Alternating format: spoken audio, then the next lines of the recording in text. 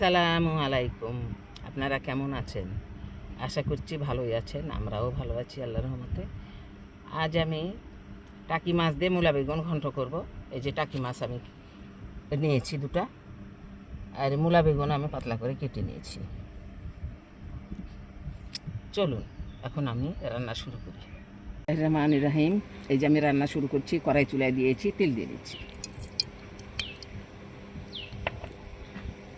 পেঁয়াজ কুচি, তেজপাতা, গোটা জিরা। এখন আমি এই তেলানি বলি, তেলানিটাকে আমি সুন্দর করে পেঁয়াজগুলোকে ভেজে নেব।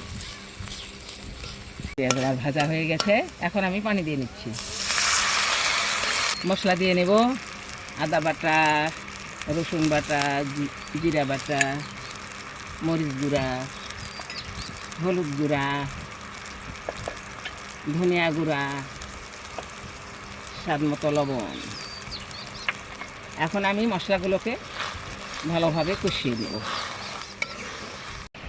তরকারি মশলা কষানো আমার হয়ে গেছে, এখন আমি মাছ দিয়ে নিচ্ছি। মাছটাকে আমি মশলার মধ্যে কষিয়ে নেব।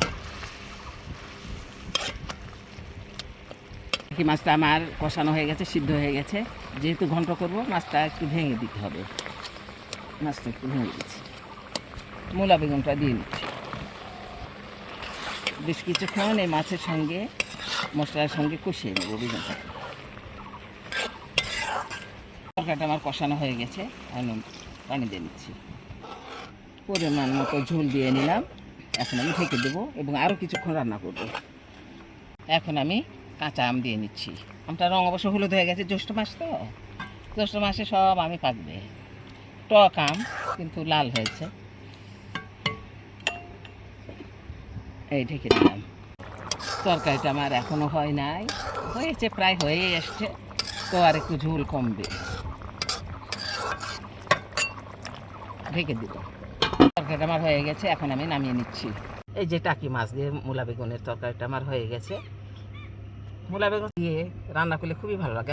আমের সময় তো, আমের সিজন তো, কাঁচা আম দিয়ে রান্না করে খেয়ে দেখবেন, খুবই ভালো লাগবে।